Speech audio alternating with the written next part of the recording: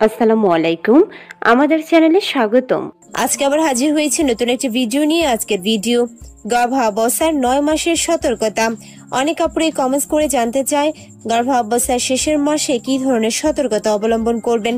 তাদের জন্য আজকের ভিডিওটা খুবই গুরুত্বপূর্ণ, শেষ পর্যন্ত দেখুন। ভালো লাগলে টিপস বাংলা চ্যানেলটিকে সাবস্ক্রাইব করতে ভুলবেন না। এই পর্যন্ত যে সকল আপুরা আমার চ্যানেল সাবস্ক্রাইব করে আমাকে সাপোর্ট করেছেন তাদের প্রতি রিকোয়েস্ট রইল, লিভ হেলদি লাইফ বাংলা চ্যানেলটিকে সাবস্ক্রাইব করুন।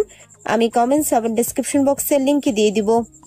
গর্ভবতী হওয়া হলো এমন একটি সময় যখন আপনি আপনার গর্ভে আশীর্বাদ বহন করে চলছেন।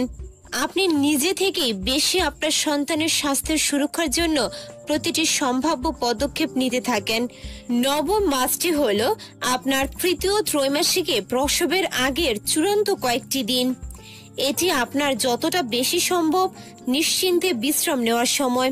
আপনি নিজেকে ভীষণ ভারী ও অস্বস্তিকর মনে করবেন, তবে আর মাত্র কয়েকটা দিন বাকি। একটু অপেক্ষা করুন, আপনার সোনামণিটা বাহিরে আসার জন্য প্রায় রেডি। তাহলে চলুন জেনে নেওয়া যাক কোন ধরনের সতর্কতা এই সময় আপনার অবলম্বন করা উচিত। 9 মাসের গর্ভবতীর সতর্কতা।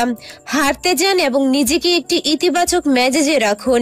চাইলে হালকা ব্যায়াম করতে পারেন, এতে মন ভালো থাকবে। গর্ভাবস্থার 9ম মাসে ভ্রমণ একেবারে করা চলবে না, মানে বিমান, লঞ্চ, ট্রেন কিংবা বাস কোনোভাবেই ভ্রমণ করা যাবে না।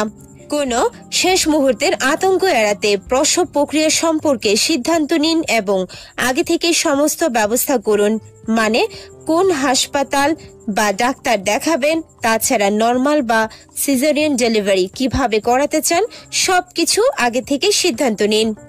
বাচ্চা উন্নয়নের চূড়ান্ত পর্যায়ে নজর রাখার জন্য সাপ্তাহিক চেক আপ করতে যান। প্রচুর ফল, প্রাকৃতিক রস এবং একটি স্বাস্থ্যকর ডায়েট বজায় রাখুন।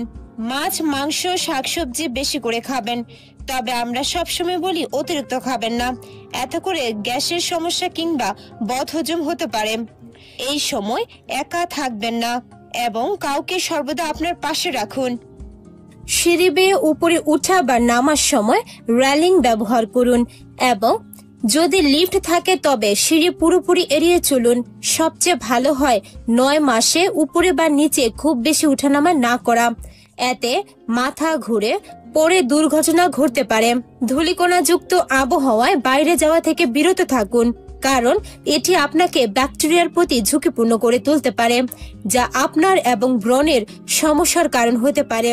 নিজেকে অতিরিক্ত পরিশ্রম করা থেকে বিরত রাখুন এবং আপনার শরীরকে হাইড্রেট রাখতে 7 থেকে 8 গ্লাস পানি পান করুন। আশা করছি ভিডিওটা দেখে ক্লিয়ারলি বুঝতে পেরেছেন গর্ভাবস্থার 9ম মাস মানে সর্বশেষ অবস্থা। তাই এই মাসে আপনাকে অবশ্যই বিশেষ সতর্কতাগুলো মেনে চলা উচিত। এগুলো না মানলে যে কোনো দুর্ঘটনা ঘটতে পারে। ভিডিওটা ভালো লাগলে টিপস বাংলা চ্যানেলটাকে সাবস্ক্রাইব করতে ভুলবেন না। আজকের মতো বিদায় নিচ্ছি, আল্লাহ হাফেজ।